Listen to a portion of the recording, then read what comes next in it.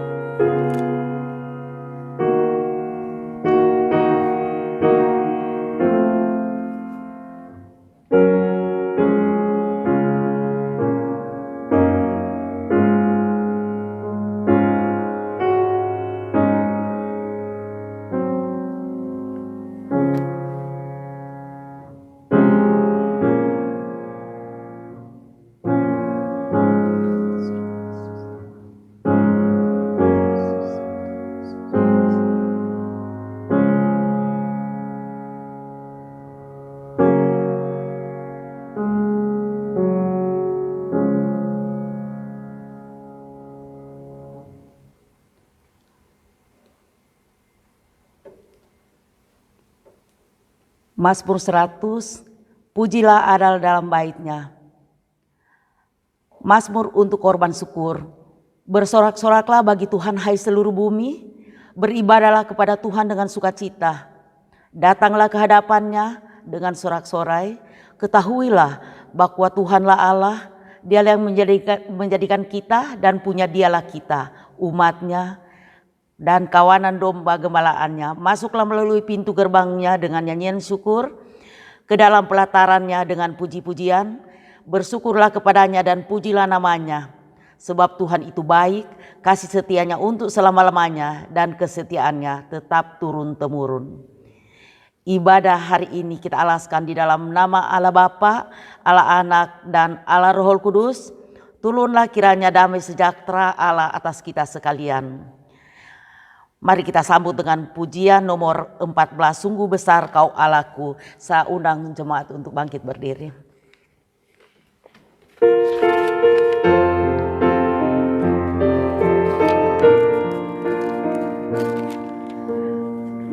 Aku lihat gemerlapan, ku menudai neriu ku dengar. Ya Tuhanku, tak putus aku heran melihat ciptaan-Mu yang besar. Maka jiwaku pun memuji-Mu, sungguh besar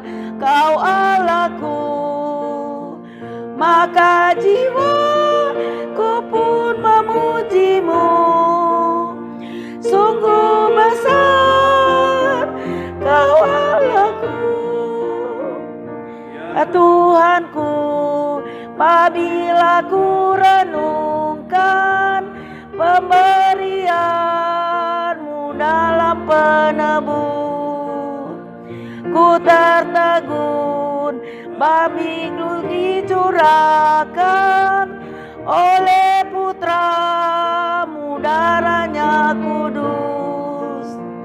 Maka jiwaku pun memuji-Mu, sungguh besar Kau Allahku. Maka jiwaku pun memuji-Mu, sungguh besar Kau Allahku. Pak bila nanti Kristus memanggilku, sukacita amatlah besar, karena terkabulah yang kurindukan, melihat Engkau Tuhanku akbar. Maka jiwaku pun memuji-Mu, sungguh besar Kau Allahku. Maka jiwaku pun memuji-Mu, sungguh besar Kau Allahku. Mari kita bersatu dalam doa. Tuhan Allah Bapa yang Maha Besar, Maha Murah, Maha Kasih dan Penyayang. Pada pagi hari ini Tuhan, kami datang menghadap hadirat-Mu yang kudus. Kami sujud di hadapan-Mu Tuhan, karena kami tahu Engkau adalah Allah yang pantas kami bersembah sujud kepada-Mu. Allah yang pantas kami sembah, kami muliakan dan kami tinggikan. Terima kasih ya Tuhan atas napas kehidupan yang masih Engkau berikan pada kami pada hari ini. Kami tahu Tuhan, Engkau senantiasa beserta dengan kami, menolong kami dan menjaga kami. Tuhan, kami juga berdoa Tuhan, biarlah Tuhan acara pada minggu hari ini Engkau sertai Tuhan, mulai dari pembawa acara, pemimpin, puji-pujian, dan menjadi saluran firman-Mu pada siang hari ini, Pak Bob Tuhan yang datang dari LA, biarlah Engkau pakai dia dengan heran Tuhan, sehingga pada siang hari ini hadirat-Mu ada bersama dengan kami. Biarlah kami senantiasa mempersiapkan hidup kami dan jiwa kami, serta roh kami Tuhan, terbuka untuk-Mu Tuhan, untuk menyembah-Mu, untuk memuliakan-Mu. Terima kasih Tuhan, pimpin kami, kebaktian kami pada siang hari ini, mulai dari awal, pertengahan hingga akhir, hanya terjadi di dalam nama Tuhan Yesus Kristus. Amin. Hormat diberi bagi Bapa, Anak dan Roh Kudus, dari mula sampai sekarang dan seterusnya. Mulia. Amin. Amin. Jemaat silakan duduk. Kita akan masuk dalam pembacaan bersahutan yang kita ambil dari nomor 16. Kalau sudah dapat semuanya, saya akan membaca ayat yang pertama dan kita akan bergantian. Cinta pada Taurat Allah. Betapa ku cinta Taurat-Mu, aku merenungkannya sepanjang hari.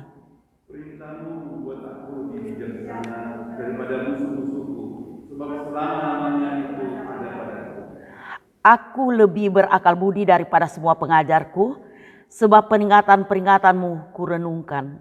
Aku lebih mengerti daripada orang tua, sebab aku memegang perintah-perintah-Mu. Terhadap segala jalan kejahatan, aku menahan kakiku, supaya aku berpegang pada firman-Mu.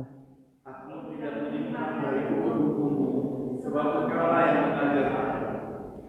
Betapa manisnya janji-Mu itu bagi langit-langitku, lebih daripada madu bagi mulutku. Aku beroleh pengertian dari perintah-perintah-Mu, itulah sebabnya aku benci segala jalan dusta. Firman-Mu itu pelita bagi kakiku dan terang bagi jalanku. Aku telah bersumpah dan aku akan menepatinya untuk berpegang pada Aku sangat tertindas, ya Tuhan, hidupkanlah aku sesuai dengan firman-Mu. Kiranya persembahan sukarela yang telah Bapa demikian berkenan kepadamu ya Tuhan, dan nyatakanlah hukum-Mu kepadaku. Aku selalu mempertaruhkan nyawaku, namun Taurat-Mu tidak kulupakan. Orang-orang asing telah memasang berat pada batu, tapi aku tidak sesat dari tentang-Mu.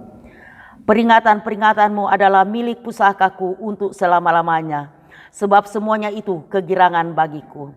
Telah menentukan hatiku untuk memperkatakan kepadamu untuk selama-lamanya sampai saat ini.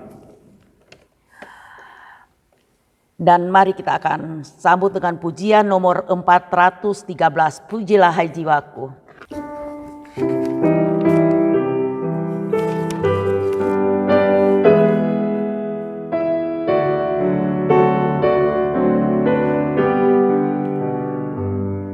Pujilah hai jiwaku akan Yehova, jangan lupakan anugerahnya. Ya sembuhkan dan ampuni dosamu dan menyelamatkanku. Besar anugerahnya, besar anugerahnya, melebihi perkiraanku. Besar anugerah-Mu, dengan segala berkat-Nya ya puaskan-Mu. Umat-Nya bagai mahkota-Mu, dan kekuatan-Mu tak akan pudarlah, hanya oleh kasih-Mu. Besar anugerahnya, besar anugerahnya, melebihi perkiraanku. Besar anugerah-Mu, setinggi langit sejauh barat dan timur, demikian pun kasih setianya, bagaikan Bapa kasihi anaknya, ya pun mengasihi-Mu. Besar anugerahnya, besar anugerahnya, melebihi kekuatanku. Besar anugerahnya. Kita akan masuk pada pengakuan iman rasuli yang kita ambil dari halaman 692. Pengakuan iman rasuli yang kita ambil dari halaman 692. Mari kita baca bersama-sama. Aku percaya kepada Allah, Bapa yang Maha Kuasa, Khalik langit dan bumi, dan kepada Yesus Kristus, anaknya yang tunggal Tuhan kita, yang mengandung daripada Roh Kudus, lahir dari anak darah Maria, yang menderita sengsara di bawah pemerintahan Pontius Pilatus, disalibkan, mati dan dikuburkan, turun ke dalam kerjaan maut. Pada hari yang ketiga bangkit pula dari antara orang mati, naik ke surga, duduk di sebelah kanan Allah Bapa yang Maha Kuasa, dan dari sana Dia akan datang untuk menghakimi orang yang hidup dan yang mati. Aku percaya pada Roh Kudus, gereja yang kudus dan persekutuan pengampunan dosa, kebangkitan tubuh dan hidup yang kekal. Amin. Dan kita akan masuk pada doa syafaat. Saya minta kesediaan dari Pak Someman Saud untuk masuk dalam doa syafaat, dan kita tetap berdiri ya.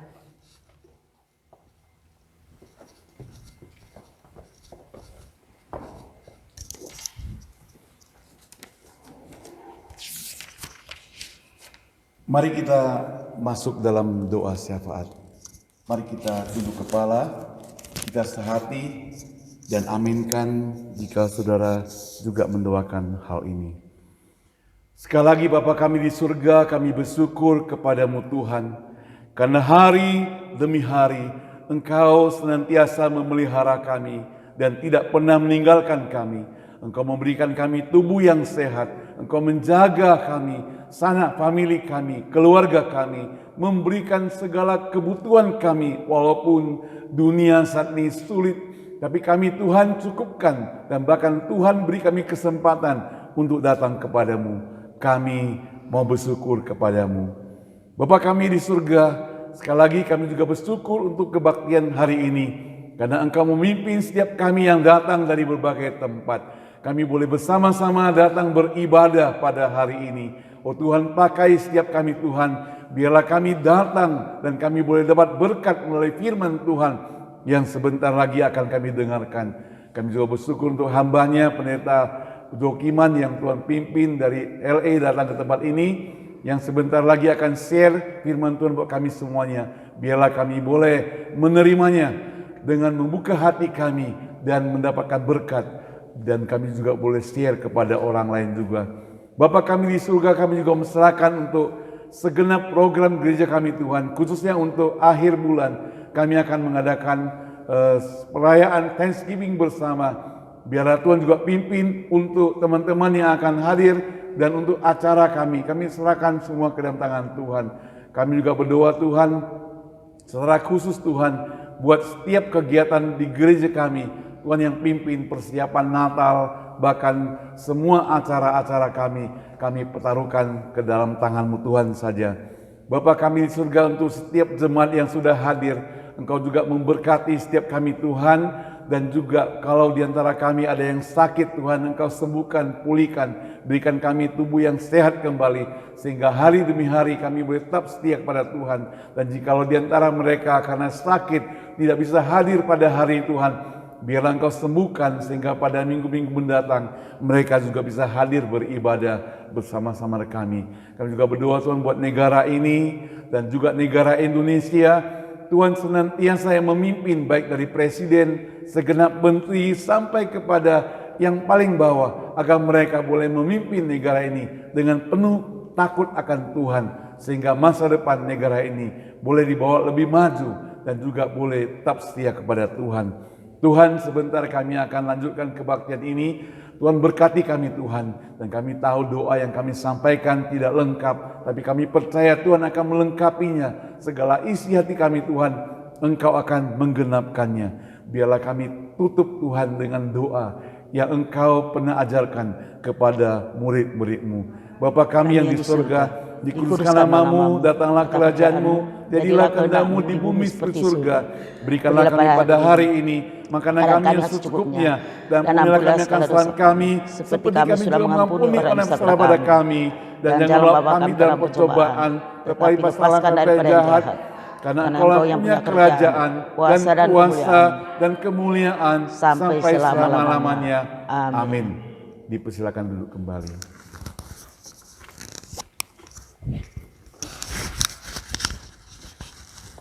Sebelum kita masuk pada khotbah, kita akan menyanyikan lagu pujian nomor 270. Nomor 270, Tuhan penuhiku dengan roh-Mu. 270, nomor 270.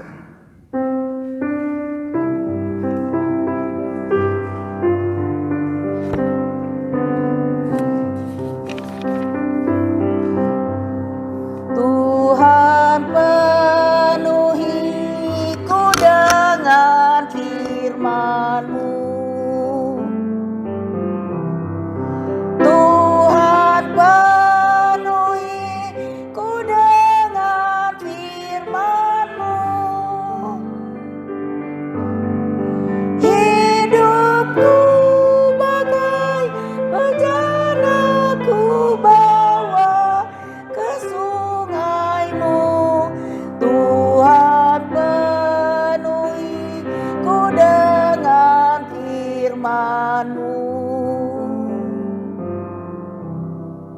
Kami undang Pendeta Bob untuk membawakan kita.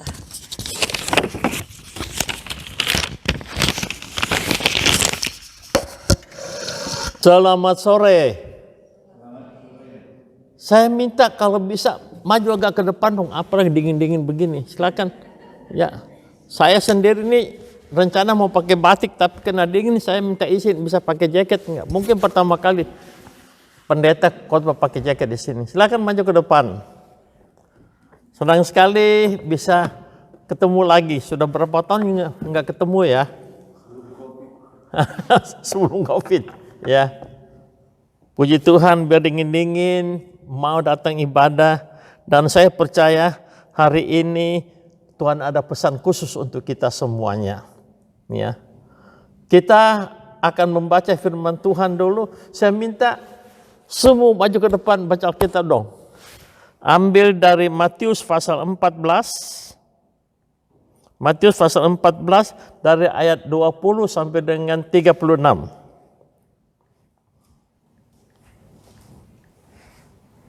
Matius 14, 20 sampai 36. Mari kita bangkit berdiri sekali lagi untuk menghormati firman Allah.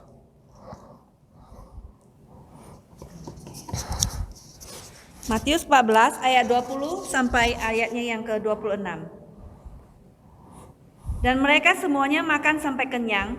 Kemudian orang mengumpulkan potongan-potongan roti yang sisa dan 12 bakul penuh. Yang ikut makan kira-kira 5.000 laki-laki, tidak termasuk perempuan dan anak-anak. Sesudah itu Yesus segera memerintahkan murid-muridnya naik ke perahu dan mendahulunya ke seberang. Sementara itu ia menyuruh orang-orang banyak pulang. Dan setelah orang banyak itu disuruhnya pulang, Yesus naik ke atas bukit untuk berdoa seorang diri. Ketika hari sudah malam, ia sendirian di situ.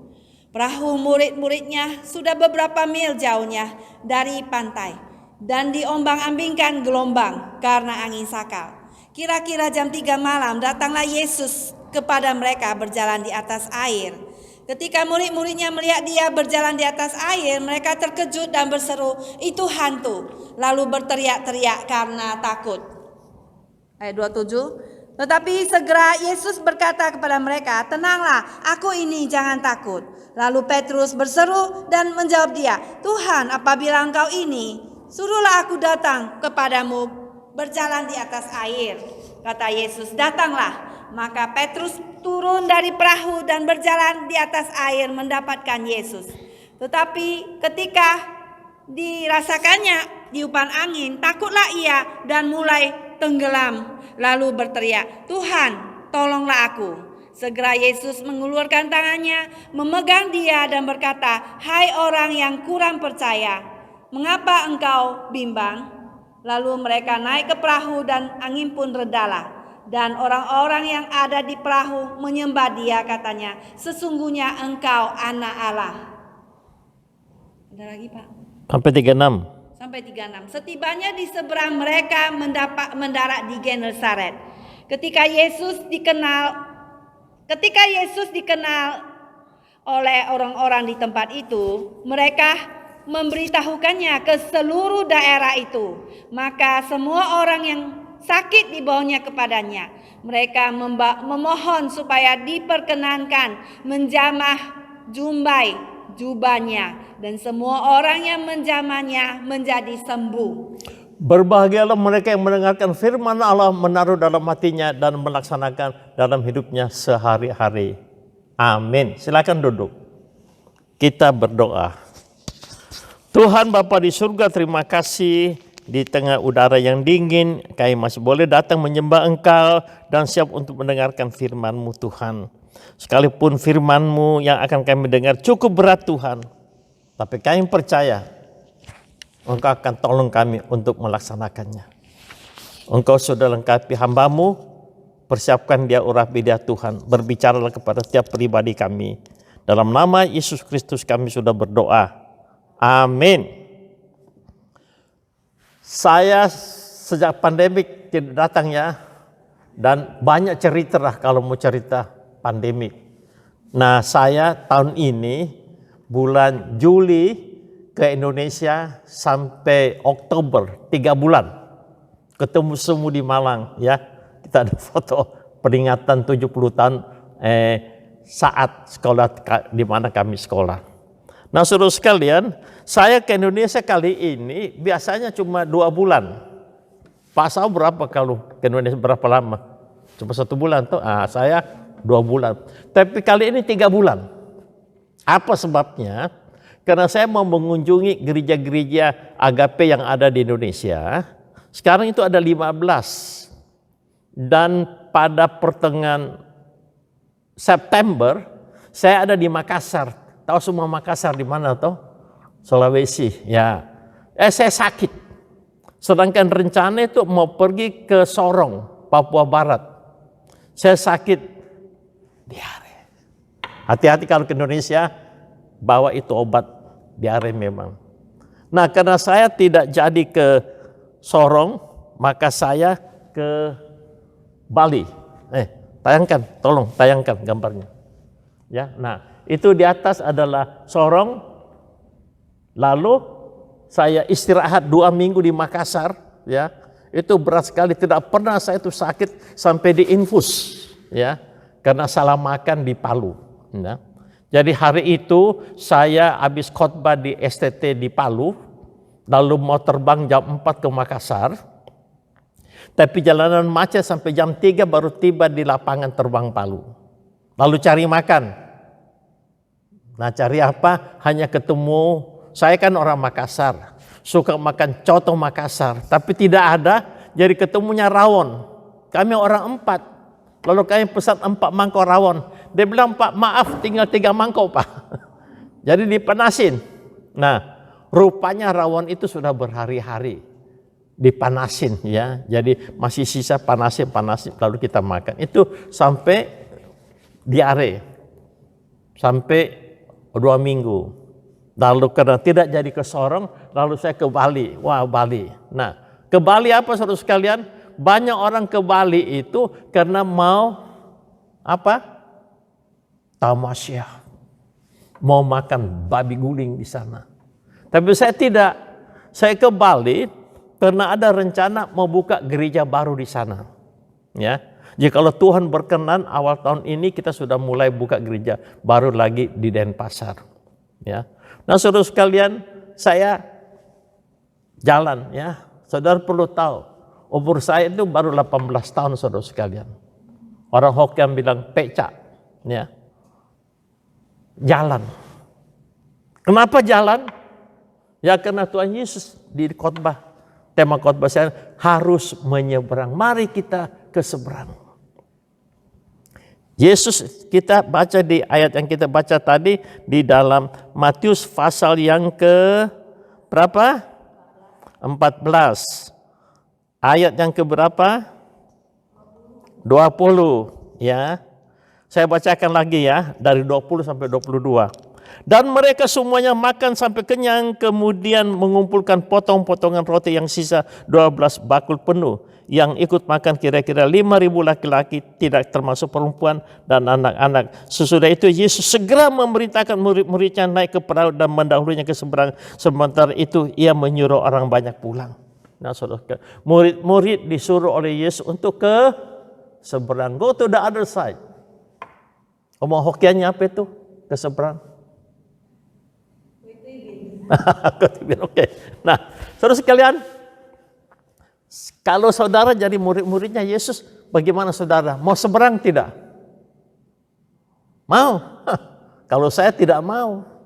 Apa sebabnya? Seperti Yesus tidak mengerti kita punya kesulitan. Mereka baru kasih makan berapa orang?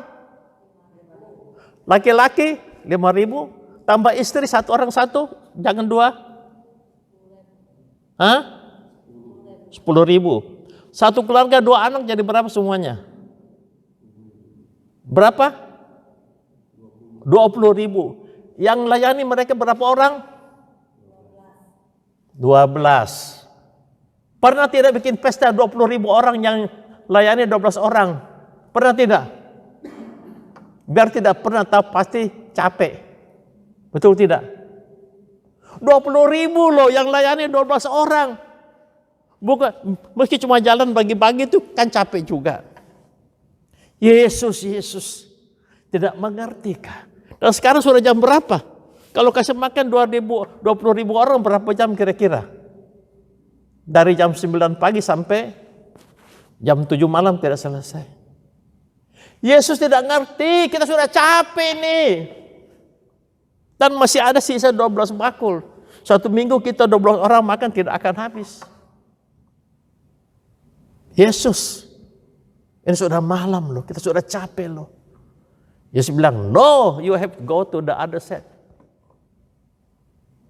Dalam hati Yesus bilang, saya tidak peduli. Pokoknya you nyebrang taat. Mari kita ke seberang. Mengapa kita harus ke seberang? Mengapa kita harus ke seberang?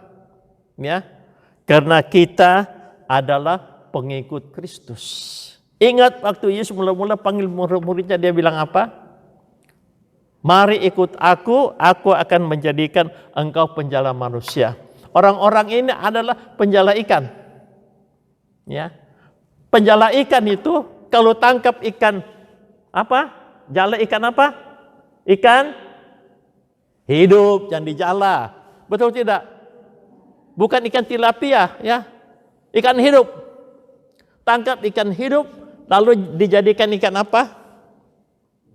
Nah, ikan goreng, ikan apa? Asam manis, ikan bakar.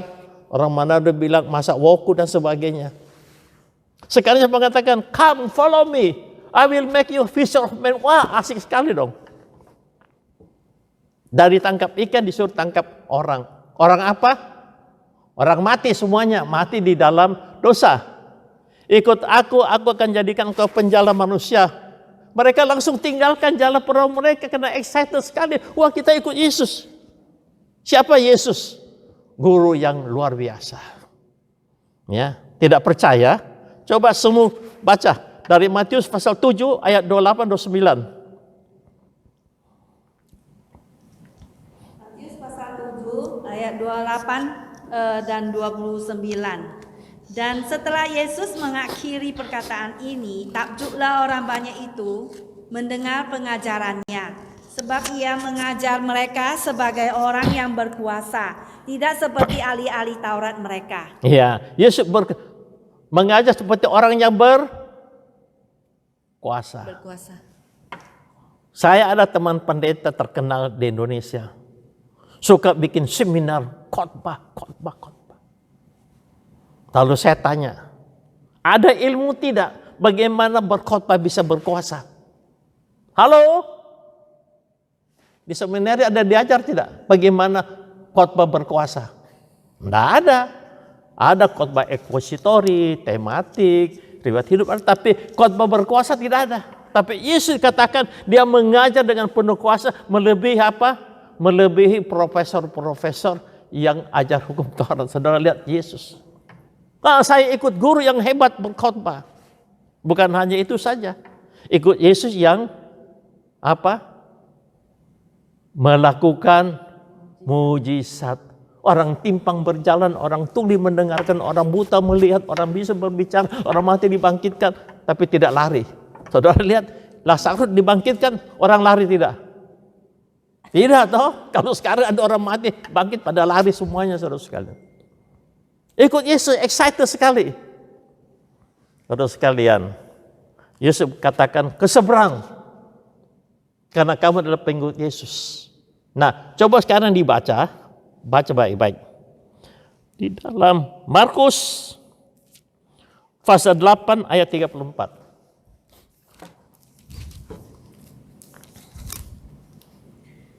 Markus 8:34, ayo semua bacakan. Markus 8:34. Lalu Yesus memanggil orang banyak dan murid-muridnya dan berkata kepada mereka, setiap orang yang mau mengikut aku, ia harus menyangkal dirinya, memikul salibnya dan mengikut aku.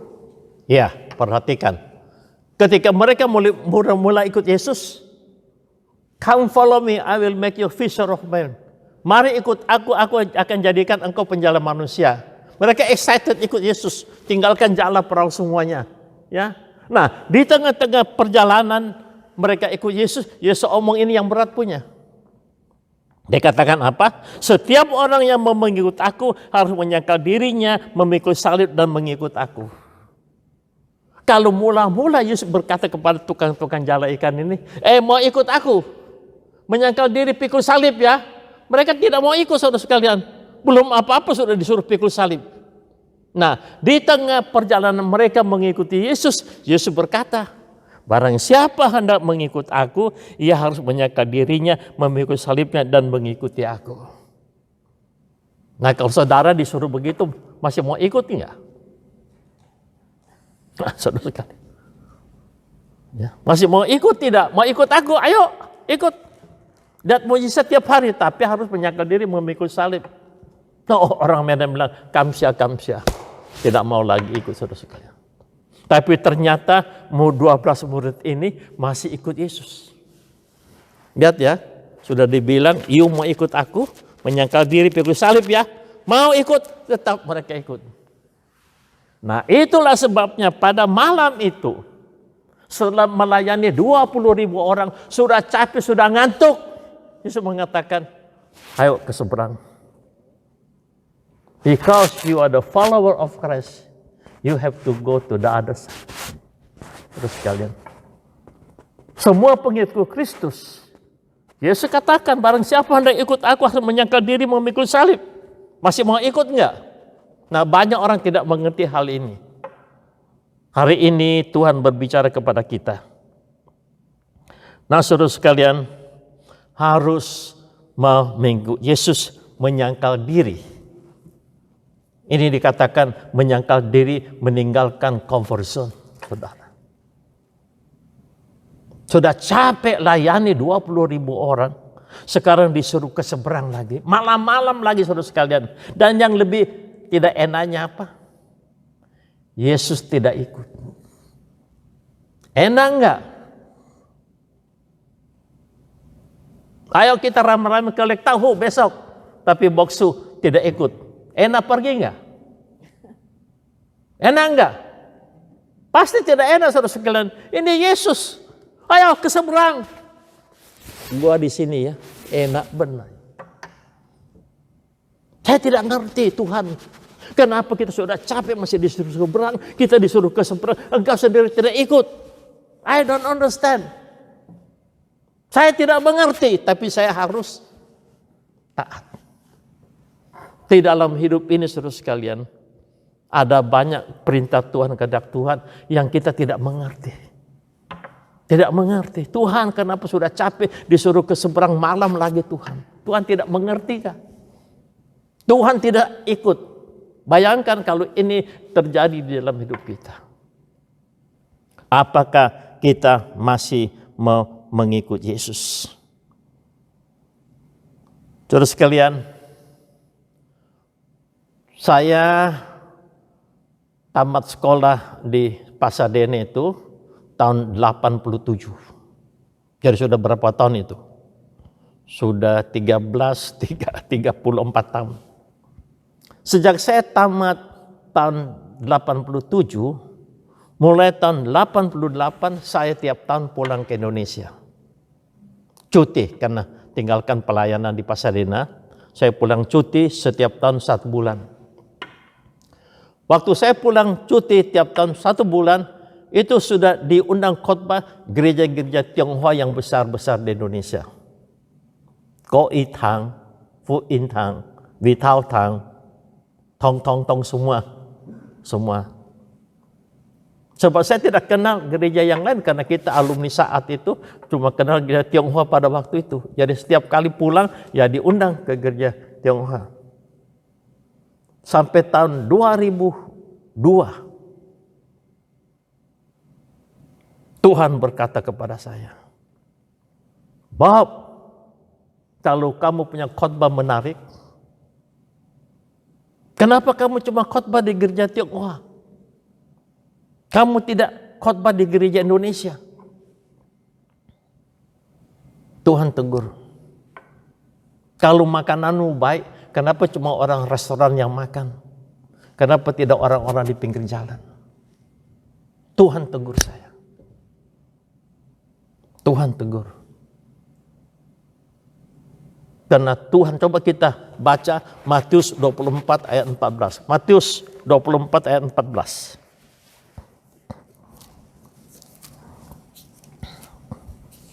Matius 24 ayatnya yang ke-14. Matius 24 ayat yang ke-14. Dan Injil kerajaan ini akan diberitakan di seluruh dunia menjadi kesaksian bagi semua bangsa. Sesudah itu barulah tiba kesudahannya. Kesaksian bagi seluruh bangsa. Kenapa hanya ke gereja Chinese saja? Oh iya, saya besar di Makassar di Sulawesi Selatan. Itu di Sulawesi Selatan mayoritas adalah orang Islam. Mulai tahun 2002 saya bertobat. Pendeta bertobat. Karena tidak perhatikan orang-orang Indonesia asli. Maka tahun 2010 tolong ditayangkan gambar berikut. Tahun 2010 saya ke Nias, jalan kaki masuk kampung. Dan senang sekali. Karena mungkin saya pendeta Tionghoa dari Amerika yang pertama masuk kampung mereka. Jadi mereka sepanjang jalan ikuti. Nah mereka ikut saja saya sudah senang. Mulai tahun 2002 saya masuk ke pedalaman-pedalaman untuk melayani mereka. Nah, gambar berikutnya. Nah, ini teman saya, ini saya baru bawa ke Indonesia. Dia orang Bandung, saya bawa keliling gereja agape di Indonesia, namanya Pendeta Stano. Ya. Jadi saya dengan dia orang dua jalan ke Kalimantan Tengah, ke Jakarta, ke Sulawesi. Nah, ini foto di Sulawesi dia pelayanan. Ya. Nah, kami sampai di Palu. Dari Palu mau ke Toli-Toli.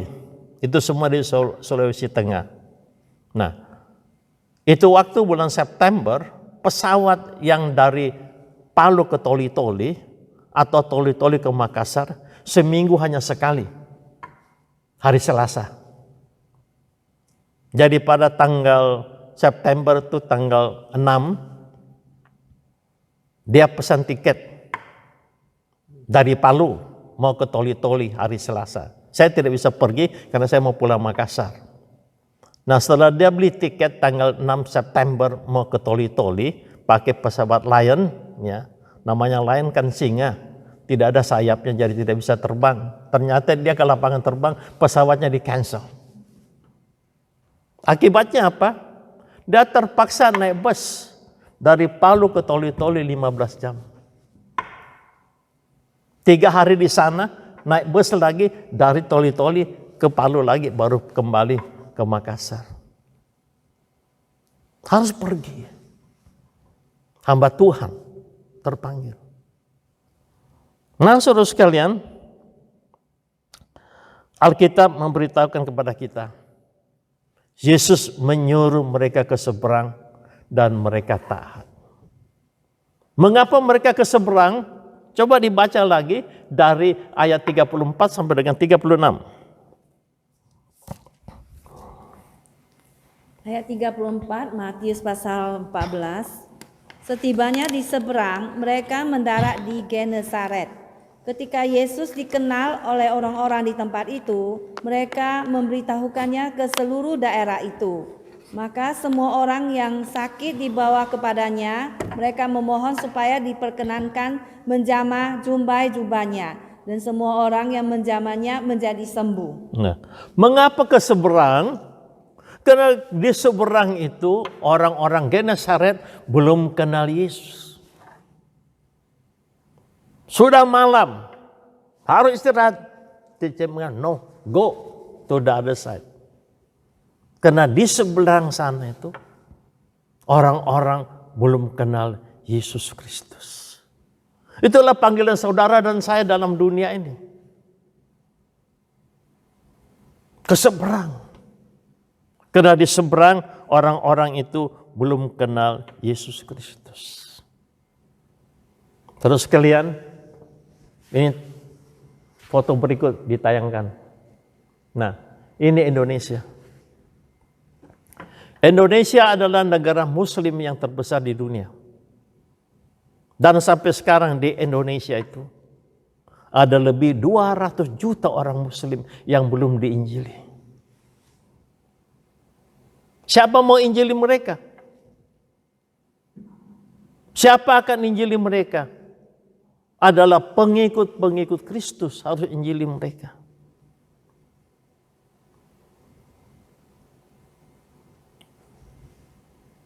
Gambar berikutnya. Nah ini. Ini adalah peta Sulawesi Selatan. Terlihat. Itu yang merah itu adalah Tanah Toraja di Sulawesi Selatan. 10 tahun yang lalu, Kabupaten Toraja ini penduduknya sekitar 300.000 orang. Ada 1086 gereja. Di sebelahnya, yang biru, itu namanya Kabupaten Pinrang. Penduduknya 200.000. Gereja, 0. Itulah Indonesianya kita. Toraja, tetangganya, itu 0. Dan itulah visi yang Tuhan berikan kepada gereja kami, Agape Evangelical Church. Kami mulai merintis di daerah Sidrap. Foto berikutnya ditayangkan itu. Nah, ini kami ke sana, merintis di sana. Gambar berikut. Nah, ini saya ke sana juga. Gambar berikutnya. Ini waktu semua saya masih hidup. Kita pergi ke sana. Ke seberang. Apa itu seberang? Bukan hanya kabupaten seberang. Di seberang. Seberang rumah. Apakah orang-orang di seberang rumah kita sudah kenal Yesus Kristus? Di Indonesia saya ajarkan begini. Lihat tetanggamu sebelah, 5 rumah ke sana, 5 rumah kemari. Cari tahu mereka sudah kenal Kristus belum. Kalau belum, cari tahu tetangga-tetangga itu punya anak-anak kapan ulang tahunnya. Kalau sudah tahu, beli kue kah atau bikin kue kah, ibu yang pintar bikin kue, lalu bawa ke tetangga. Tok, tok, tok, tok, tok, tok. Bu, selamat siang, Bu. Ibu punya anak yang paling besar ulang tahun hari ini ya. Kok bisa tahu? Ya tahu. Saya datang bawa kue untuk anak ibu. Bisa diusir tidak? Tidak diusir. Perhatikan. Atau ada yang sakit diperhatikan. Dan kalau sudah bawa ke apa? Bilang, Bu, permisi. Apakah saya boleh berdoa untuk anak ibu? Pengalaman saya di dalam pelayanan, kalau mengatakan, Pak, Bu, boleh saya doakan? Tidak pernah ada satu mengatakan jangan. Mau didoakan. Itu adalah langkah pertama untuk ke seberang. Di Indonesia kita seringkali katakan agama seberang. Betul tidak? Agama seberang. Ke seberang. Ke orang agama lain. Ke seberang. Seberang rumah, seberang toko, seberang kantor, seberang meja kerja. Pokoknya seberang, cari tahu. Sudah kenal Kristus atau tidak? Inilah panggilan kita. Pergi ke seberang.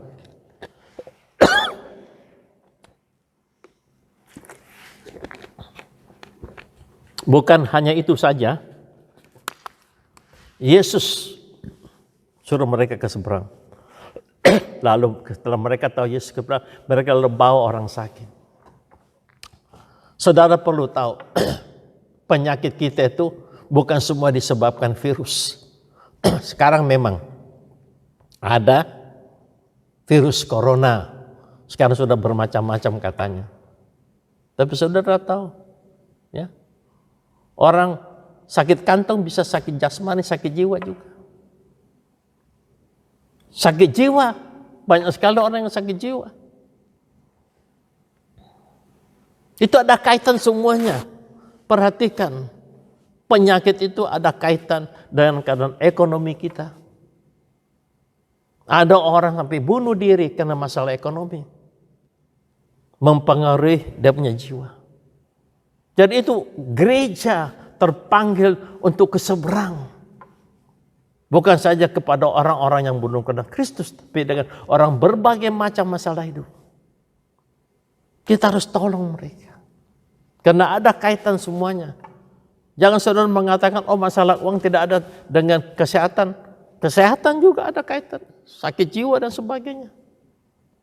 Jadi Yesus berkata kepada murid-muridnya, keseberang. Terus kalian, gereja kami Agape Evangelical Church, ya, mulai merintis di Indonesia tahun 2008 yang lalu. Dan mengucap syukur, ini sudah ada 15 gereja Agape di Indonesia. Dan kami mau buka lagi satu di Bali. Nah, gambar berikutnya. Ini di satu majalah dimuat gereja Agape. Next picture lagi. Nah, next picture. Ya ini. Nah, inilah hamba-hamba Tuhan kami. Ini foto tahun 2017 yang lalu atau 18 yang lalu. Tidak bisa pergi. Maaf saja, di sini senior banyak. Mana bisa pergi. Tapi kita bisa mengutus orang ke sana. Cari hamba-hamba Tuhan yang terbeban untuk menjangkau jiwa-jiwa yang belum dijangkau oleh Injil. Keseberang. If we can do it, you can do it also. Amin. Halo? Tidak harus pergi, tapi kita bisa melakukan perintah keseberang. Kita cari hamba Tuhan, kita dukung di Indonesia, masih ada 200 juta. Itulah sampai beban sekali untuk Indonesia. 200 juta, cari orang, ada tidak yang mau. Kami dukung, support mereka. Jadi kalau ada hamba Tuhan mau merintis gereja di Indonesia, kami dukung. Kami lengkapi mereka. Belikan motor, belikan keyboard, belikan LCD, kadang-kadang belikan laptop, belikan kursi, dan sewakan gedung. Kami gereja mulai dengan 0 sen, tidak ada uang sama sekali. 0. Tapi karena visi misi yang Tuhan berikan ini, kami jalankan. Gambar berikutnya. Ini pendeta Rick Warren, penulis buku Purpose Living Life. Nah, papanya bernama Jim Warren. Di dalam bukunya ini, di chapter pasal ke-7, Purpose as a Mission, bapaknya Jim Warren sudah melayani Tuhan sekitar 50 tahun. Dan sudah merintis 150 gereja di seluruh dunia. Ketika tua dia sakit, Rick Warren dengan istrinya datang kunjungi dia. Waktu dikunjungi dia mau bangun dari tempat tidurnya. Mantunya bilang, Dedi, kamu bangun untuk apa? Dia ucapkan satu kalimat yang saya tidak bisa lupa. Dia mengatakan, I have to save one more soul for Jesus.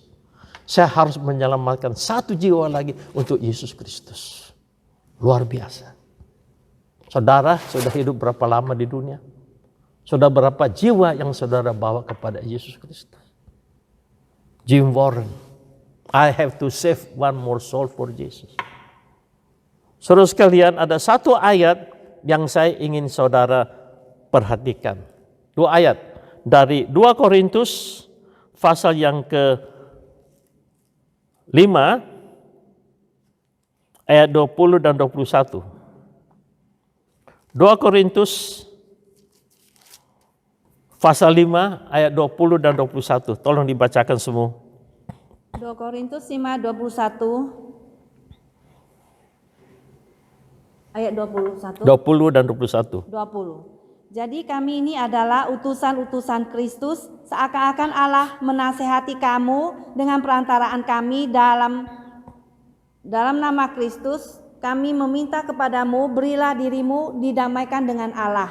Dia yang tidak mengenal dosa telah dibuatnya menjadi dosa karena kita, supaya dalam Dia kita dibenarkan oleh Allah. Nah, semua orang Kristen hafal Yohanes 3:16, tapi ayat ini harus dihafal. Kami adalah utusan-utusan Kristus. We are the ambassador of Christ. Kita di dalam dunia ini, kita adalah ambassador of Christ. Bukan datang gereja, duduk, dengar, pulang, minggu depan datang lagi, duduk, pulang. No. We are the ambassador. Kita adalah utusan-utusan Kristus dalam dunia ini. Apa yang sudah kita lakukan? Saudara sekalian, saya begini semangat karena janji Tuhan ini. Kami adalah utusan Kristus. Banyak orang Kristen hafal Yohanes 3:16, semua hafal ya. John 3:16. Tapi tidak ingat John 3:17. Ada yang hafal enggak? Yohanes 3:17. Ayo coba dibaca. Yohanes 3:17. Yohanes pasal 3 ayatnya yang ke-17.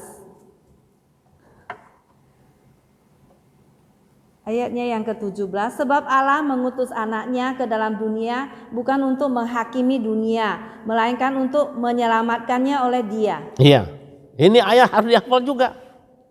Allah mengutus anaknya ke dalam dunia bukan untuk menghakimi, tapi untuk menyelamatkannya. Akan datang kalau dia datang kedua kali, baru menghakimi. Jadi orang Kristen jangan suka menghakimi satu dengan yang lain. Allah saja mengutus anaknya bukan untuk menghakimi, tapi untuk menyelamatkannya.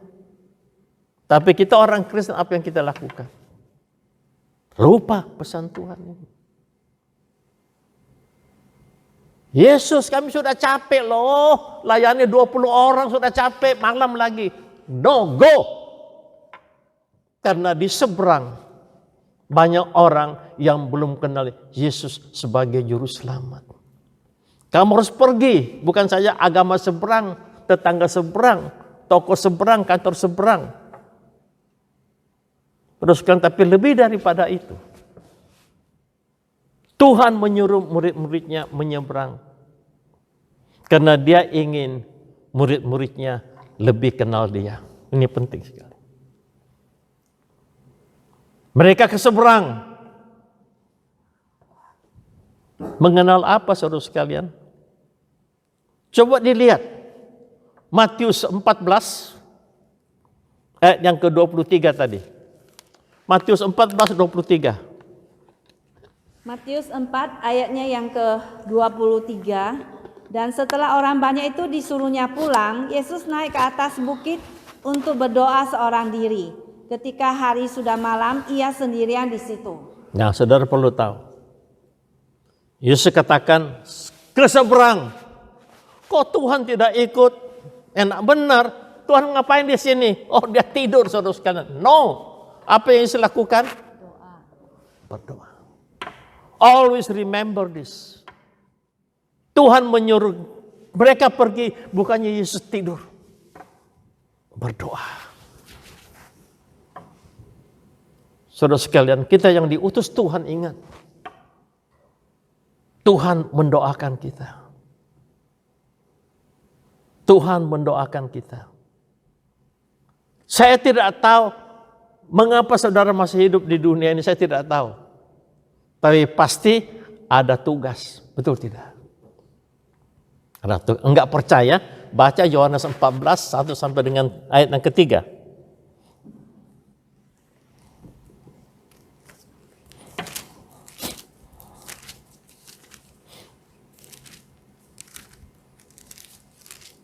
Yohanes 14 ayatnya yang ke-3. Ayat ke-1. Yohanes 14, 1 sampai 3. Ya, 14, 1 sampai 3. Janganlah gelisah hatimu. Percayalah kepada Allah, percayalah kepadaku. Di rumah Bapakku banyak tempat tinggal. Jika tidak demikian, tentulah aku mengatakannya kepadamu. Sebab aku pergi ke situ untuk menyediakan tempat bagimu. Dan apabila aku telah pergi ke situ dan telah menyediakan tempat bagimu, aku akan datang kembali dan membawa kamu ke tempatku, supaya di tempat di mana aku berada, kamu pun berada. Iya. Yesus sebelum kembali ke surga dia bilang, aku akan pergi ke surga menyediakan tempat bagi kamu. Apabila aku sudah siapkan, maka aku datang menjemput engkau. Kita belum dijemput saudara sekalian, karena rumah kita belum siap di sana. Amin. Belum siap. Nah, selama di dunia ngapain? Jalan-jalan saja. Tur ke Israel. No. We are the ambassador of Christ. Remember this. Wherever you are the ambassador of Christ. Ingat baik-baik. Saudara ke mall, ingat saya ini ambassador of Christ. Masuk restoran, ambassador of Christ. Tahun yang lalu saya ke Atlanta. Di Atlanta ada satu restoran Indonesia yang enak katanya, all you can eat. Saya diajak ke sana. Pelayannya namanya Lukas. Tulis namanya Lukas. Saya tanya dia, Lukas, kamu ada ke gereja enggak? Enggak, saya Buddha. Lihat, orang Buddha pakai nama Lukas. Kamu tahu tidak, Lukas itu dari mana? Enggak tahu, itu dari Alkitab, tahu enggak? Nanti saya habis makan, saya akan doakan kamu ya. Saya habis makan, saya panggil dia, saya Injil, saya doakan. Dia kaget-kaget juga kali, tidak pernah hidupnya begitu. Saya pernah di Medan, dari hotel pergi ke Kuala Namu, naik taksi, sopirnya orang Padang. Saya naik taksi, saya itu orang yang suka bersiul.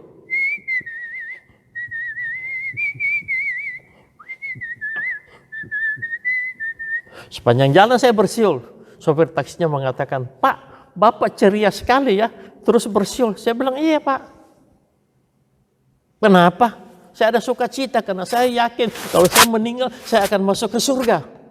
Kalau abang bagaimana? Abang gimana? Tidak tuh, nah itu.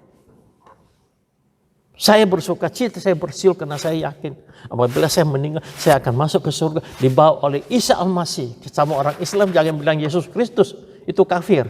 Bisang Isa Al-Masih. Lalu saya tanya dia, Bang, abang kalau ada uang bisa ke Amerika enggak? Bisa dong. Masa bisa ke Amerika? Ada uang bisa ke Amerika enggak? Enggak bisa. Masuk ke Amerika harus ada apa? Ada visa. Betul tidak? Visa itu siapa yang keluarin Bang? Ya pemerintah Amerika dong. Oh benar Bang. Untuk masuk Amerika, abang perlu visa yang dikeluarkan oleh pemerintah Amerika. Betul tidak? Iya. Nah demikian juga surga Bang. Mau masuk surga itu yang punya surga kasih visa sama abang. Tahu nggak visanya apa? Enggak tahu. Yesus Isa Al-Masih berkata, akulah jalan kebenaran dan hidup. Tidak ada seorang pun sampai kepada Bapa di surga kecuali melalui aku. Yohanes 14:6. Saya punya anak yang nomor 2, dia punya mobil, dia pakai plat John 14:6. Lucu juga itu anak. Nah saudara sekalian, tempat saudara belum disiapkan di surga. Untuk apa di dunia ini? Untuk menjadi utusan-utusan Kristus. The ambassador of Christ. Tidak pilih umur, pekerjaan apa. Kita dimanapun kita berada, kita adalah utusan-utusan Kristus. Dan jika kita mau menjalankan tugas ini, maka ada imam besar berdoa. Baca Ibrani pasal yang keempat, 14 dan 15. Ibrani 4, 14 dan 15.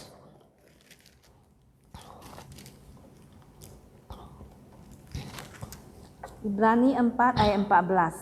Karena kita sekarang mempunyai imam besar agung yang telah melintasi semua langit, yaitu Yesus anak Allah. Baiklah kita teguh berpegang pada pengakuan iman kita. Sebab imam besar yang kita punyai bukanlah imam besar yang tidak dapat turut merasakan kelemahan-kelemahan kita. Sebaliknya sama dengan kita, ia telah dicobai, hanya tidak berbuat dosa. Ya, kita mempunyai imam besar. Murid-murid disuruh ke seberang dan Yesus tinggal karena Yesus doakan mereka. Ingatkan kita semuanya. Sekalipun kita ditinggal di dunia ini, ada imam besar yang doa untuk kita. Itulah sebab kita dalam dunia ini kita beriman kuat kepada Yesus Kristus. Percaya dia mendoakan kita. Satu ayat yang bagus sekali. Matius 11 ayat 28.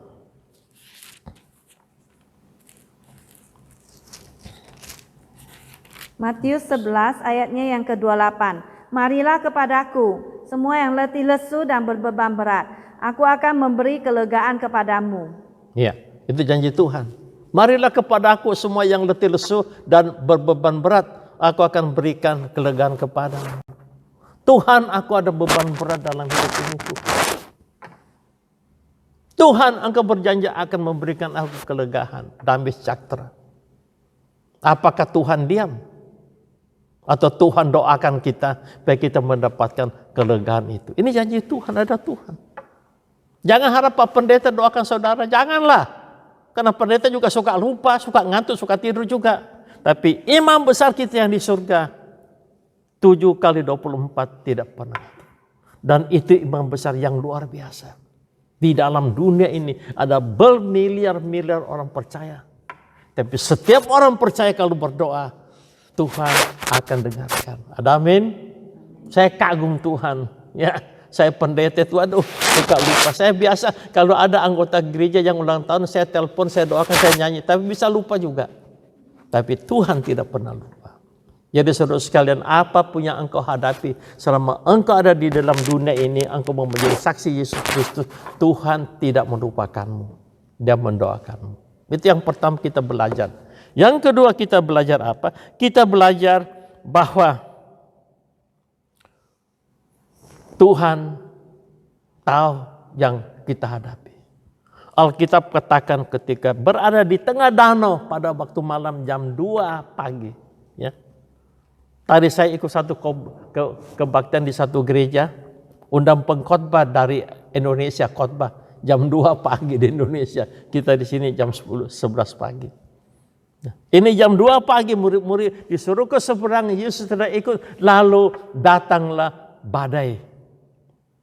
Saudara sekalian, kita seringkali berpikir, Tuhan saya taat kepadamu Tuhan, supaya semuanya lancar. Betul tidak Pak Sao? Semuanya lancar. Tuhan suruh kita nyebrang loh, kita capek loh, kita ngantuk loh, kita taat harusnya lancar, dan sampai di seberang. No, what happened? Di tengah malam yang gelap, datang gelombang dan badai. Jikalau engkau taat kepada Tuhan, tidak selalu lancar. Ingat baik-baik. Tidak selalu lancar.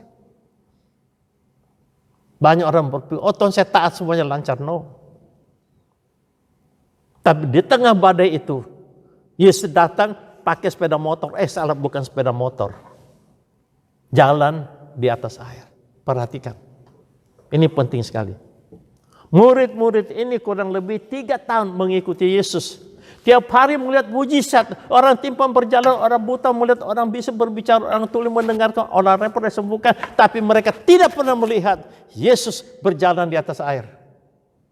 Karena malam ini mereka taat menyeberang, maka mereka melihat mujizat yang lain. Yesus berjalan di atas gelombang. Kalau engkau taat kepada Tuhan, gelombang hidup apapun yang engkau hadapi, percayalah, pada waktunya Tuhan akan datang berjalan di atas gelombang dan itu akan selesai. Saya kalau ke Indonesia, karena sudah citizen, maka pakai visa on arrival. Dulu bisa perpanjang 2 kali, jadi 3 bulan. Ini kali saya pergi tidak bisa. 1 bulan, lalu harus di-extend lagi 1 bulan. Tapi saya rencana pelayanan 3 bulan di Indonesia. Karena mau ke Papua, mau ke Bali. Menurut peraturan imigrasi di Indonesia, setelah you 2 bulan di sini, you tidak bisa perpanjang lagi, you harus keluar. Lalu masuk lagi, minta lagi visa on arrival. Hanya bisa 2 kali saja. Dan saya sangat capek. Itulah sebabnya juga saya sakit mungkin. Terlalu capek. Pergi ke Kalimantan itu ke Sampit. Dari Sampit masuk ke kita punya pos PI di sana itu gereja. Itu 5 jam naik mobil. Saya bilang sama teman saya itu Stano. Mobilnya jalan. Saya bilang Stano, anggap aja kita naik keledai. Seperti Yesus tuh, supaya kamu tidak bilang susah. Yesus aja naik keledai, kita naik keledai. 5 jam masuk, 5 jam keluar. Capek sekali. Ke Sulawesi sama juga. Dari Mamuju masuk ke Mamasa. Itu 5 jam juga. Jalannya lebih parah lagi. Saya bilang sama Stano, ini kita bukan naik keledai loh. Naik kuda liar kita. Lompat-lompat begitu. Capek sekali, benar-benar capek. Setelah hampir 2 bulan di Indonesia, harus keluar lagi. Itu waktu saya di Makassar. Dari Makassar kalau mau keluar paling dekat itu Kuala Lumpur. Saya bilang sama Stano, you bawa paspor ya, kita mungkin akan ke luar negeri karena saya tidak kuat sendirian, saya mesti ditemani. Tidak gampang dengan umur saya begini. 2 orang harus keluar baru masuk lagi. Capek, angkat koper aja capek. Dari LA aja ke San Francisco angkat koper capek, apalagi di sana. Doa Tuhan buka jalan luar biasa. Saya lalu ke satu travel di Makassar. Lalu saya bilang, bisa tidak saya tidak keluar? Dia bilang, bisa Pak, kalau Bapak mau bayar 10 juta. 10 juta. Lalu saya hitung-hitung. Saya 2 orang keluar, 2 malam hotel pulang balik pakai tiket. Berapa? Kurang lebih sama 10 juta. Oke lah, sudahlah kita bayar 10 juta. Itu caranya Tuhan. Dan yang urus adalah majelis gereja. Kenal dia. Saya doa dengan dia di kantor imigrasi nangis. Tuhan begitu baik campur tangan. Di tengah engkau menghadapi gelombang hidup. Tuhan datang tengah malam berjalan di atas air. Dan yang luar biasanya lagi, ini orang majelis yang bantu saya urus ini visa.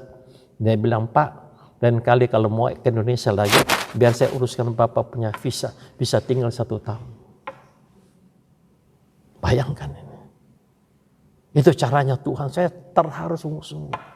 Karena saya menjalankan misi Tuhan. Tuhan lihat. Capek luar biasa. Sampai sakit. Tuhan campur tangan. Bapak, Ibu, saudara-saudari sekalian. Apapun yang engkau hadapi sekarang. Masalah apapun, masalah kejiwaan, masalah ekonomi, masalah finansial. Ingat, pada waktunya Tuhan akan datang dan menolong kita berjalan di atas gelombang. Yang terakhir, mari kita lihat di dalam, masih ada 2. Lalu coba kita lihat di dalam pasal 14 ayat 33.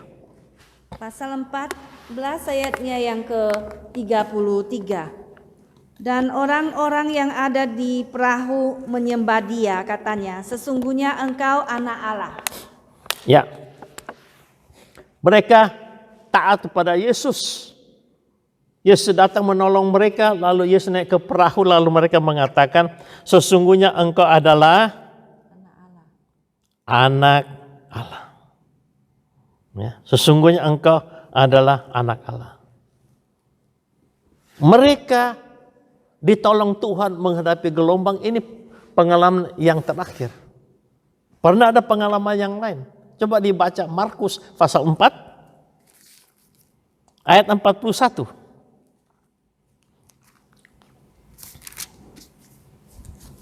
Markus 4 ayatnya yang ke-41.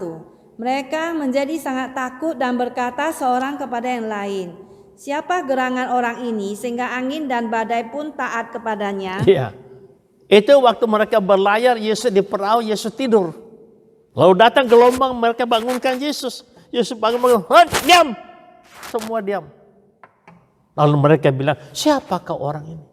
Padahal sudah tiap hari dengar khotbahnya. Sudah tiap hari melihat mujizatnya. Tapi masih bertanya, siapakah orang ini? Awas. Makanya Yesus suruh berlayar lagi yang kedua kali. Yang kedua kali pengalaman yang sama. Tapi kali ini mereka berkata apa? Sungguh engkau ada anak. Saudara sekalian, jikalau engkau menghadap gelombang bertubi-tubi karena engkau belum sungguh-sungguh mengenal akan Allah. Coba dibaca Markus 6, 51 dan 52. Markus 6 ayatnya yang ke-51 dan ayat yang ke-52. Lalu ia naik ke perahu mendapatkan mereka dan angin pun redalah. Mereka sangat tercengang dan bingung. Sebab sesudah peristiwa roti itu mereka belum juga mengerti dan hati mereka tetap degil. Nah ini peristiwanya sama. Setelah kasih makan 20.000 orang, mereka masih tidak tahu ini Yesus bagaimana. Makanya semakin seberang supaya engkau alami siapa aku sebenarnya. Melalui peristiwa kedua ini mereka lalu berkata, sungguh engkau anak Allah. Saya tidak tahu Bapak Ibu sekalian mengalami apa berulang-ulang. Tapi mungkin sekali karena Anda belum sungguh-sungguh mengenal Yesus sebagai anak Allah. Dan dia mau. Nah, terakhir sekali. Baca lagi dari Matius 14.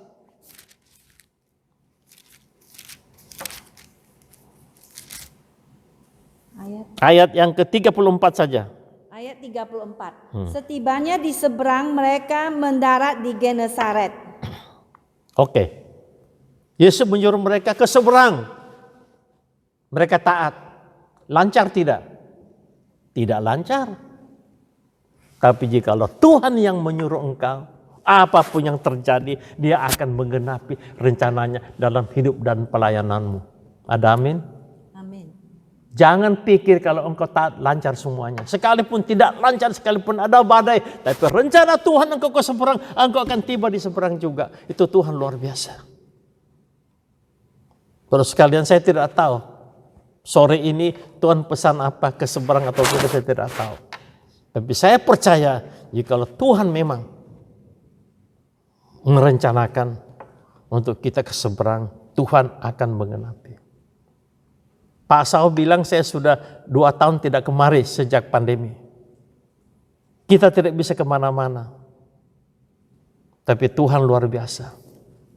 Karena panggilan gereja kami adalah serving our community with the love of Christ, reaching the world with the gospel of Christ. Saya juga 2 tahun tidak kemana-mana. Tapi Tuhan luar biasa. Tahun yang lalu bulan Juli, Tuhan memberikan kita kesempatan untuk membuka gereja di Madagaskar. Madagaskar ini adalah dekat Afrika. 2 tahun saya tidak ke Indonesia. Tapi rencana Tuhan kita menjangkau bangsa-bangsa. Tuhan buka kesempatan kita merintis di Madagaskar. Ini hamba Tuhannya orang dari Nias. Namanya Syukur. Penginjil Syukur ini dikirim oleh mission Youth for a Mission dari Indonesia ke Madagaskar tahun 2013. Untuk menjadi misioneri di sana. Tahun 2016 dia pulang ke Indonesia. Dan misinya mengatakan kita tidak bisa dukung lagi yuk ke Madagaskar. Kita hanya konsentrasi di Indonesia saja. Sejak tahun 2016 sampai 2018, Syukur cari gereja untuk sponsori dia kembali ke Madagaskar. Tidak ada satu gereja pun yang mau mendukung. Orang Amerika mengatakan, can you imagine that? Berapa banyak gereja kaya di Indonesia. Saya tidak tahu dia cari di mana. Tapi yang jelas sampai tahun 2018 dia belum bisa kembali ke Madagaskar. Akhirnya teman saya pendeta di Jakarta kumpul uang kira-kira $3.000 belikan dia tiket untuk pulang one way ke Madagaskar. Dia pulang ke Madagaskar tahun 2018. Sampai tahun 2021 bulan Juni tidak ada satu gereja pun yang mau mendukung dia. Lalu teman pendeta di Jakarta kontak saya. Dia bilang, pendeta Bob, you mau dukung tidak? Ini misioneri Indonesia yang ada di Madagaskar. Saya lalu kontak dia. Singkat cerita, saya terima dia. Lalu kita utus dia sebagai misioner ke Madagaskar. Sekarang di Madagaskar sudah ada gereja Agape Evangelical Church. Ya, nah ini beberapa foto pelayanannya ditayangkan. Ini. Ya, next.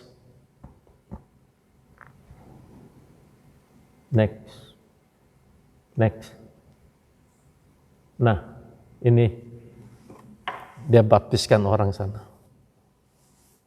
Anggota gereja saya kasih lihat, terharu hati semuanya.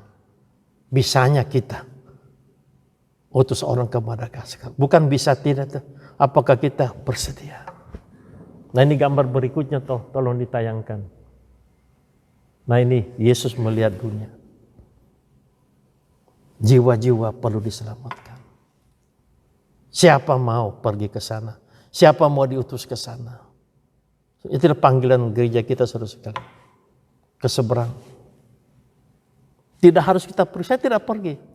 Tapi kita bisa mengatur, mengorganisasi semuanya sampai Injil bisa diberitakan kepada orang-orang yang belum mendengarkan. 2 tahun saya tidak kemana-mana. Tapi bisa merintis gereja di Madagaskar. Madagaskar adalah negara termiskin ke-10 di dunia. Dan kita gereja Indonesia bisa melayani mereka. Asal kita mau taat. Kalau Tuhan berkenan, nanti akhir bulan ini, November 30, saya akan ke Madagaskar selama 2 minggu untuk tabiskan dia jadi pendeta. Dia belum pendeta, masih vikaris. Terus sekalian, firman Tuhan ini hidup. Bukan hanya dibicarakan atau teori saja. Bisa hidup jikalau kita mau mentaatinya. Tapi kalau tidak, ya begini-begini saja. Biar Tuhan tolong kita semuanya. Tuhan tidak lihat umur, tapi Tuhan lihat hati. Apakah kita mau ke seberang? Mari kita berdoa. Silakan Pak Saul berdoa. Ya, mari kita berdoa. Bapa di surga, kami berterima kasih karena pada hari ini kami boleh bersama-sama mendengar berita yang disampaikan oleh Pendeta Bob. Firman Tuhan bagaimana kami sebagai anak-anak Tuhan tidak harus tinggal diam, tapi kami harus pergi mengabarkan Injil bagi orang-orang di seluruh dunia. Tuhan, mungkin saatnya kami tidak bisa pergi karena faktor usia, pekerjaan, ataupun karena banyak hal. Tapi kami boleh mengutus orang lain. Kami memiliki dana untuk boleh mendukung orang lain pergi. Supaya Injil benar-benar dikabarkan. Tuhan, pakailah anak-anak Tuhan yang ada di gereja Tuhan, agar kami punya hati seperti itu. Berapapun kami bisa mendukung pekerjaan Tuhan, asal kami mau dengan hati kami yang sungguh-sungguh. Kami doakan untuk Pendeta Bob, Tuhan sudah pakai dia, tetap berikan dia tubuh yang sehat, lindungi dia dalam perjalanan, kalau rencana ke depan, Tuhan sertai dia juga. Dan berkati kami semua yang sudah mendengarkan firman Tuhan. Dengar doa kami Tuhan, dengar doa kami. Dalam nama Tuhan Yesus yang berdoa. Amin. Amin.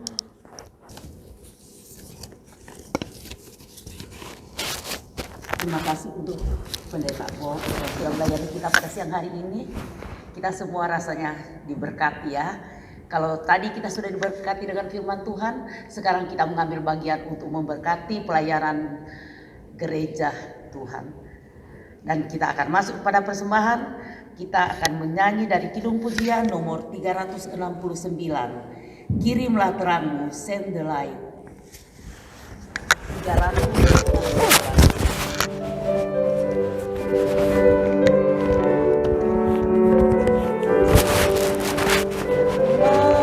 Enggak.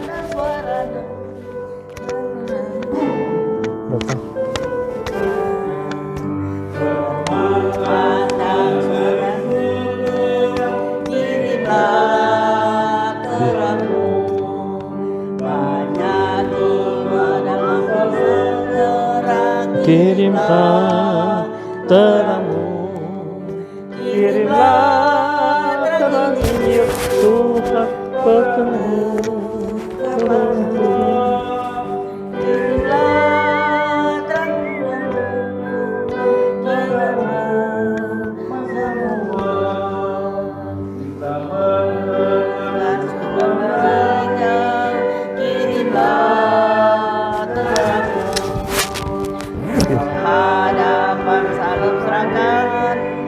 Kirimlah terangmu, kirimlah terang Injil Tuhan terangmu,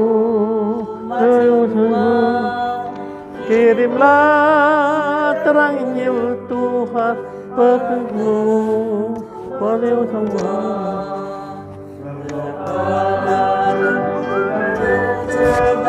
Kirimlah terangmu.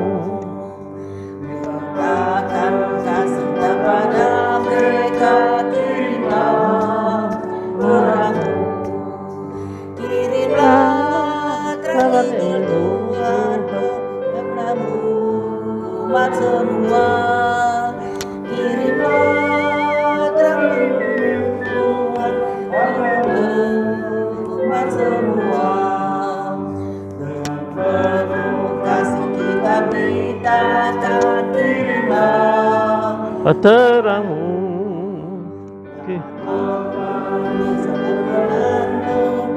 kirimlah terangmu, kirimlah terang Injil Tuhan penuh tersedia semua.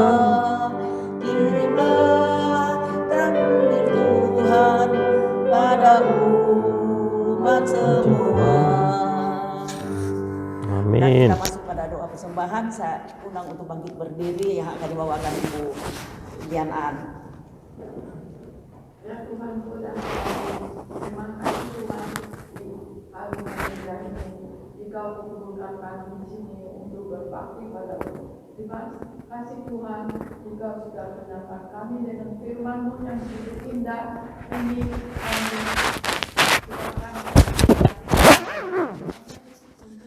memperluas kerajaan-Mu. Terimalah Tuhan. Terima kasih Tuhan. Terpuji nama Tuhan untuk selama-lamanya. Amin. Silakan duduk. Kita masuk pada warta gereja yang saya serahkan pada Bapak Besar.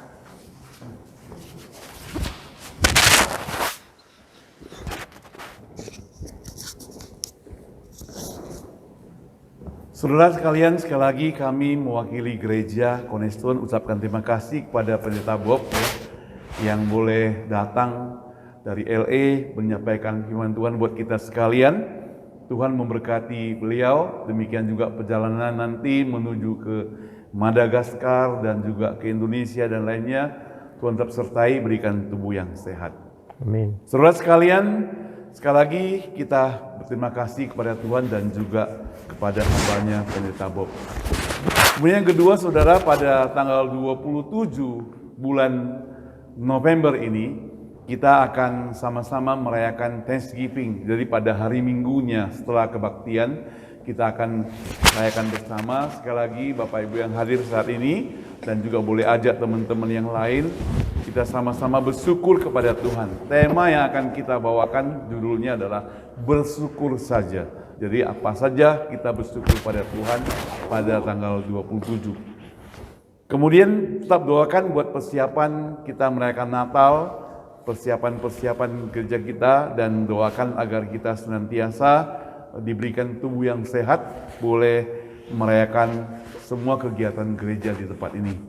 Saudara, mari kita bangkit berdiri, kita sama-sama akan nyanyikan doksologi, kemudian kita akan terima berkat Tuhan, lalu kita akan nyanyikan Amin Song.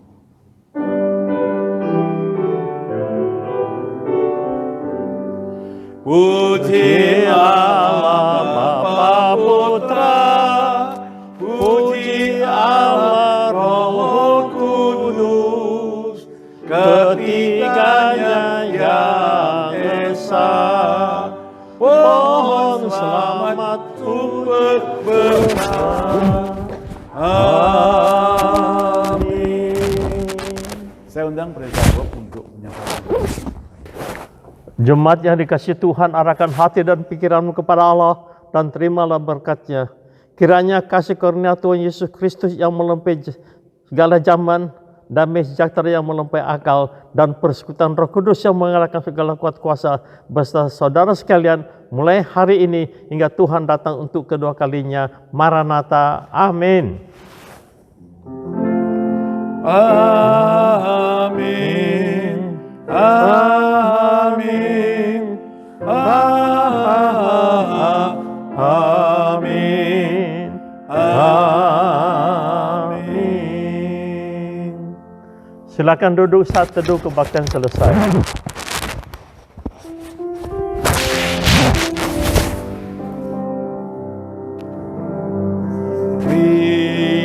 Lingkupiku dengan sayapmu, naungiku dengan kuasa-Mu di saat badai bergelora. Bersamamu Bapa, Kau Raja atas semesta, ku tenang sebab Kau Allahku, ku tenang sebab Kau Allahku. Amin. Ya, terima kasih. Tuhan berkati kita sekalian.